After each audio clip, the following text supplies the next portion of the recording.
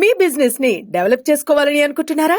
అయితే వెంటనే సంప్రదించవలసిన ఫోన్ నంబర్ 7729969299. ఏ ప్రభుత్వం వచ్చినా, ఏ కొత్త గవర్నమెంట్ వచ్చినా విద్య విషయానికి వచ్చేసరికి దోచుకునే వాళ్ళు దోచుకుంటూనే ఉన్నారు. ప్రభుత్వ విద్యా సంస్థలు పెట్టేసి అవి ఏ ప్రభుత్వం వచ్చినా ఆ రకంగానే ఉంటున్నాయి. ఈ గవర్నమెంట్ విద్యా సంస్థలు అదే విధంగా ఉంటాయి. సో మీ ప్రభుత్వంలో ఏమైనా మార్పు జరిగే అవకాశం ఉందా? 100% అండి. ఇప్పుడు హాస్టల్స్లో నాణ్యతమైన ఫుడ్ ఇస్తున్నారు. ఇప్పుడు మన పిల్లలకు ఎడ్యుకేషన్ కంప్లీట్ అయిపోయిన వాళ్ళకు ఇప్పుడు రాబోయే రోజులలో ఉద్యోగాల అవకాశాలు కంపల్సరీ అందిస్తానని చెప్పేసి రేవంత్ అన్న ప్రామిస్ చేశాడు.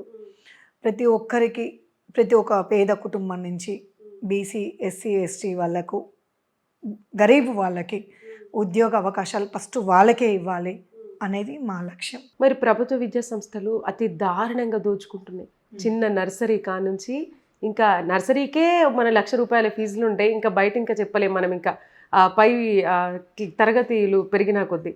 సో మరి వాళ్ళది అంతేనా? ఇంకా వాళ్ళని అట్లా వదిలేయడం యాక్షన్ తీసుకుంటుందండి. కానీ ఏం కనిపించట్లేదు మేడం. ఇప్పుడు ప్రభుత్వం వచ్చి 1 year కాలేదు. యాజమాన్యానికి ఆల్రెడీ నోటీస్ బోర్డు అందింది.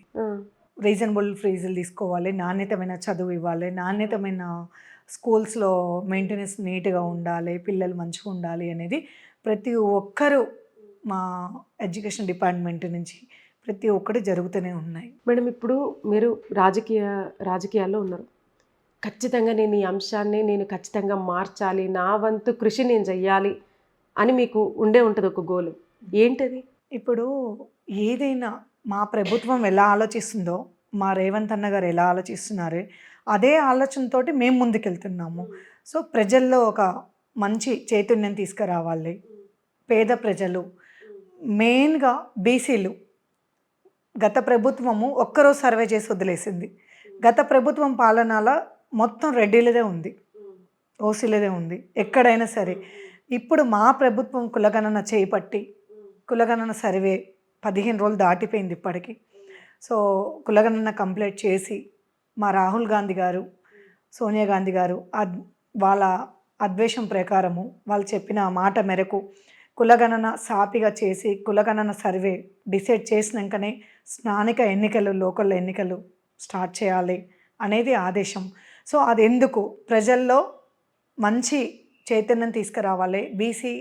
బీసీలకు, ఎస్సీలకు, ఎస్టీలకు, మైనార్టీలకు, ప్రతి ఒక్కరికి, గిరిజన ప్రజలకు కానీ ప్రతి ఒక్కరిలో ఒక మార్పు తీసుకురావాలి. పేద కుటుంబంలో చదువుకున్న ఒక విద్యార్థికి ఒక ఉద్యోగం కల్పించాలి. ఒక్కొక్క పేద ఇంటి కళ నెరవేరాలి. ఒక ఇల్లు లేని వాళ్ళకి గవర్నమెంట్ ఇల్లు ఇప్పించడం కానీ, దాంతోపాటు ఒక ఇల్లు జాగా ఉంది, సో వాళ్ళు ఇల్లు కట్టుకోలేని పరిస్థితిలో ఉన్నారు, రేకుల రూమ్ ఉంది, అలాంటి వాళ్ళకు ఒక 5 lakhs 5 లక్షలు అనేది మన గవర్నమెంట్ నుంచి సాయం అందియటం ఒకటి.